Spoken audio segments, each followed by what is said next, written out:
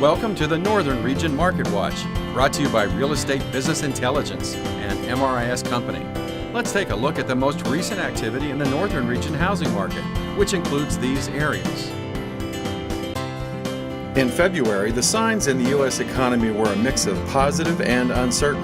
There were 236,000 jobs added in February, better than forecasters had predicted.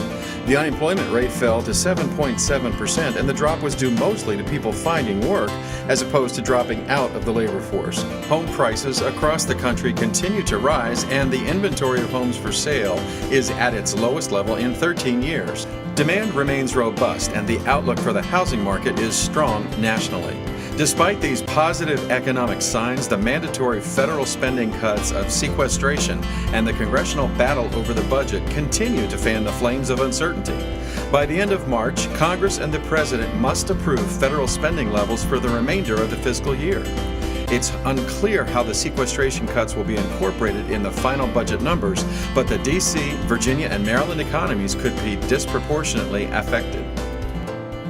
There were 447 homes sold in February in the Northern Region, down 6% from a year ago. New pending contracts are also down.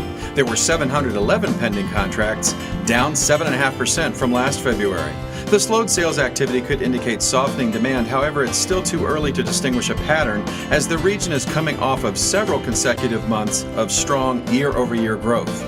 There were 3,125 active listings at the end of February, down 450 from last year.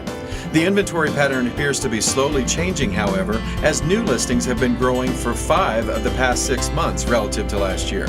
The 950 new listings in February represented a 5% increase over last year.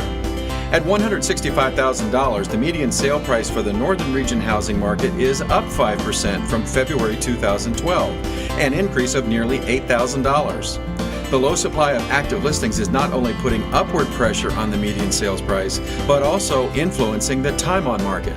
At 53 days, the median days on market is down 23 days from this time last year.